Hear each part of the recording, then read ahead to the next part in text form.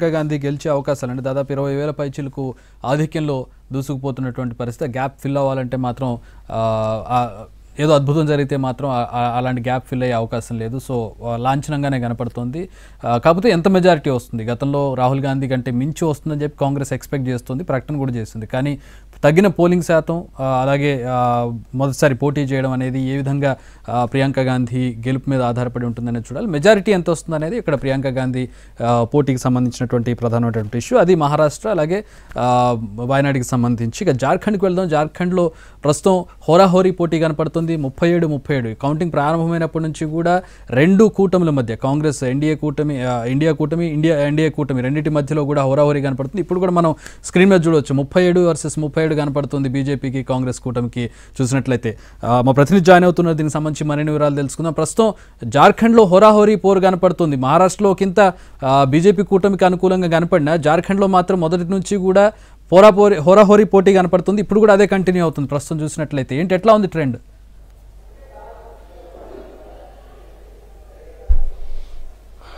జార్ఖండ్ ప్రధానంగా అక్కడ ఉన్నటువంటి గిరిజన హక్కులు, అదేవిధంగా అక్కడ ఉంటే స్థానికత, దాని అంశాల ఆధారంగా బిర్సా ముండా అంటే 1875 ఆ ప్రాంతంలో పుట్టినటువంటి బిర్సా ముండా పెద్ద ఎత్తున జార్ఖండ్లో ఉద్యమాన్ని చేపట్టి గిరిజన హక్కుల కోసం బ్రిటిష్ సామ్రాజ్యాలను బ్రిటిషర్స్ని ఎదిరించి అక్కడ పోరాటం చేశారు. ఆయన ఇచ్చినటువంటి స్ఫూర్తితోనే ఇండియా కూటమికి నాయకత్వం వహించినటువంటి జార్ఖండ్ ముక్తి మోర్చా, అక్కడ ఉన్నటువంటి స్థానిక ఉన్నటువంటి రీజనల్ పార్టీ, ప్రాంతీయ పార్టీ నేతృత్వంలో ఉన్నటువంటి ఇండియా కూటమికి ప్రజలు మొగ్గు చూపుతారా, లేకపోతే జాతీయ భావాలతో జాతీయ పార్టీ అంటూ చెప్పుకుంటున్నటువంటి బీజేపీ పార్టీ నేతృత్వంలో ఉన్నటువంటి ఎన్డీఏ కూటమికి అధికారం అప్పచెప్తారన్నది ఇక్కడ ప్రశ్న.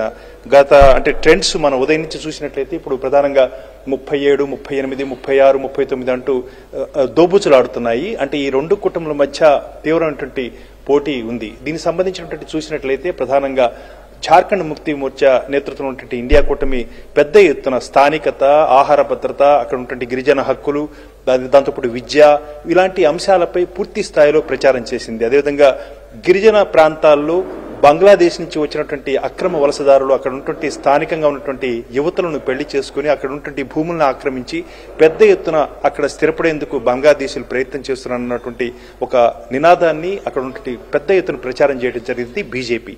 ఈ బీజేపీ నేతృత్వంలో ఉన్నటువంటి కూటమికి ప్రజలు మొగ్గు చూపుతారా, అదేవిధంగా స్థానికంగా అక్కడ ఉన్నటువంటి ప్రాంతీయ పార్టీలో ఉన్నటువంటి జార్ఖండ్ ముక్తి మోర్చాకు మొగ్గు చూపుతారన్నది మరి కొద్దిసేపట్లోనే స్పష్టం కాబోతుంది. ప్రధానంగా ఈ అన్ని అంశాలకు సంబంధించి గతంలో కూడా 2019లో అధికారాన్ని కోల్పోయినటువంటి బీజేపీ తిరిగి అధికారంలోకి వచ్చేందుకు తీవ్ర ప్రయత్నం చేస్తుంది. అదేవిధంగా గత లోక్సభ ఎన్నికల్లో ఓటమి చవిచూసినటువంటి బీజేపీ పూర్తి స్థాయిలో తమ యొక్క ప్రాధాన్యతను, తన యొక్క ఆధిక్యతను నిలబెట్టుకునేందుకు పెద్ద ఎత్తున ఇటు హర్యానా దగ్గర నుంచి అదేవిధంగా ఇటు జార్ఖండ్, మహారాష్ట్రాల్లో పూర్తి స్థాయిలో అధికారం చేపట్టేందుకు పెద్ద ఎత్తున సంఘ పరివారు కార్యకర్తలు ఇతరత్ర అంతా కూడా క్షేత్రస్థాయిలో పెద్ద ఎత్తున ఒక యుద్ధ వాతావరణం తలపించే రీతిలో ప్రచారం చేశారు.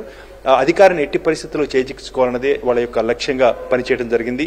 ఆ నేపథ్యంలో ప్రాంతీయ పార్టీలు ఇటు మహారాష్ట్ర కానీ లేకపోతే జార్ఖండ్ కానీ మహారాష్ట్రలో ఏ ప్రాంతీయ పార్టీకి ఎవరు నాయకత్వం ఇస్తున్నారో ఆ ప్రాంతీయ పార్టీకి ప్రజలు మద్దతు ఇస్తున్నారు అన్న అంశంపైన ఇక్కడ స్పష్టత కానుంది. ఇకపోతే జార్ఖండ్ రాష్ట్రంలో స్థానికంగా ఉన్నటువంటి ప్రాంతీయ పార్టీలు, స్థానిక రాజకీయ నాయకులు, స్థానిక అంశాలు వీటిని ఆధారం చేసుకుని ప్రజలు మొగ్గు చూపుతారా, వీటే ఈ రెండింటి మధ్యనే ఇక్కడ ఈ ఎన్నికల్లో ప్రధానమైనటువంటి గెలిచే పరిస్థితి కూడా ఉంది. భారీ మెజారిటీ గెలుపేమీ కనపడడం లేదు. ఏదో చాలా ఫైన్ లైన్ డెఫినేషన్ కనపడుతుంది రెండు కూటమిల మధ్యలో. సింగిల్ డిజిట్ తోటి ఏమైనా గెలిచే అవకాశం ఉంది, ఎవరు గెలిచినా కూడా తేడాతోటి. అదే ఖచ్చితంగా చూసినట్లయితే ట్రెండ్స్ చూసినట్లయితే 37, 35, 39, 38 అంటూ దోబుచులాడుతుంది రెండు కూటమిల మధ్య. కాబట్టి చూడాలి, అంటే అంతిమంగా ప్రజలు ఎవరి వైపు చూపుతారో, రిసార్ట్ రాజకీయాలు చేసేందుకు అవకాశం ఉందా, ఏమాత్రం కొద్ది తేడాలు ఉన్నట్లయితే బీజేపీ దాన్ని అందిపుచ్చుకొని తిరిగి అధికారాన్ని చేజిక్చుకునేందుకు ఆస్కారం ఉంది జార్ఖండ్ లో. కాబట్టి చూడాలి 35, 40 వాస్తవానికి 81 అసెంబ్లీ స్థానాలు ఉన్నటువంటి అసెంబ్లీలో 45 స్థానాలు గనక వచ్చినట్లయితే పూర్తి స్థాయిలో అంటే ప్రభుత్వాన్ని ఏర్పాటు చేసేందుకు అవకాశం ఉంది. గతంలో కూడా 30 స్థానాల్లో జార్ఖండ్ ముక్తి మోర్చా గెలుపొందగా 16 స్థానాల్లో కాంగ్రెస్ పార్టీ, రాష్ట్రీయ జనతాదళ్ మరొక స్థానాన్ని మొత్తం కలిపి 46-47 స్థానాలను ఆధారం చేసుకుని ప్రభుత్వాన్ని ఏర్పాటు చేయడం జరిగింది. కాబట్టి కేవలం అక్కడ 42 స్థానాలు ఉంటే పూర్తి స్థాయిలో అధికారాన్ని ఏర్పాటు చేసేందుకు అవకాశం ఉంది. కాబట్టి చూడాలి, ఇప్పుడు ఉన్నటువంటి ట్రెండ్ చూసినట్లయితే, ఇప్పుడు ప్రస్తుతానికి వస్తున్నటువంటి ట్రెండ్ చూసినట్లయితే ఎన్డీఏకి 40, అదేవిధంగా ఇండియా కూటమికి 35 ఉన్నాయి. కాబట్టి 5 సంఖ్య రెండు కూటముల మధ్య తేడా ఉంది. చూడాలి, అంటే ప్రభుత్వం ఏర్పాటు చేసేందుకు అనుకూలమైనటువంటి నెంబర్తో ఆ అవకాశాన్ని ప్రజలు ఇస్తారా లేదా అన్నది ఇక్కడ వేచి చూడాల్సి ఉంది. కాబట్టి జార్ఖండ్ ముక్తి మోర్చా నేతృత్వం నుండి ఇండియా కూటమి, ఇటు సిపిఐ ఎంఎల్ కానీ, అదేవిధంగా కాంగ్రెస్ పార్టీ కానీ, అదేవిధంగా రాష్ట్రీయ జనతాదళ్ పార్టీ కానీ పెద్ద ఎత్తున ఎన్నికల్లో పెద్ద ఎత్తున స్థానికమైనటువంటి అంశాలపై ప్రచారం చేయడం జరిగింది. అదేవిధంగా 41 స్థానాల్లో పోటీ చేసి జార్ఖండ్ ముక్తి మోర్చా మిగిలిన అన్ని స్థానాల్లో కూడా ఇతరతర భాగస్వామ్య పక్షాలకు అవకాశం ఇచ్చింది. కాబట్టి కాంగ్రెస్ పార్టీ, జార్ఖండ్ ముక్తి మోర్చా, రాష్ట్రీయ జనతాదళ్, అదేవిధంగా సిపిఐ ఎంఎల్, ఈ 4 పార్టీలతో చేసినటువంటి ఈ కూటమి తిరిగి అధికారంలోకి వచ్చేందుకు ప్రయత్నం చేస్తుంది. ప్రజలు ఎటువైపు మొగ్గు చూపుతారన్నది చూడాల్సి ఉంది. అదేవిధంగా బీజేపీ మాత్రం పెద్ద ఎత్తున ప్రచారం చేసింది. అక్కడ స్థానికంగా ఉన్నటువంటి భూములను, గిరిజన ప్రాంతాల్లో భూములను బంగ్లాదేశ్ నుంచి వచ్చినటువంటి అక్రమ వలసదారులు అక్కడ ఆక్రమించి అక్కడ స్థానికతను బలోపేతం చేసుకుంటున్నారు. అదేవిధంగా అక్కడ ఉన్నటువంటి యువతను కూడా పెళ్లి చేసుకుంటున్నారు. ఈ అంశాల మీద ఆధారం చేసుకుని పెద్ద ఎత్తున దీనిపై మార్పులు చేస్తాము, అక్రమ వలసదారులను అక్కడి నుంచి తరిమేస్తామన్న అంశాన్ని బీజేపీ పెద్ద ఎత్తున ప్రచారం చేసింది. కాబట్టి స్థానికంగా ఉన్న అంశాలపై ప్రజలు ఏ రకంగా స్పందిస్తారు అన్న అంశాన్ని చూడాల్సి ఉంది. అదేవిధంగా అభివృద్ధి, జాతీయ స్థాయిలో బీజేపీ నేతృత్వంలో కేంద్ర స్థాయిలో ఉన్నటువంటి ప్రభుత్వం అక్కడ ఉన్నటువంటి అనేక అభివృద్ధి కార్యక్రమాలు చేపట్టింది.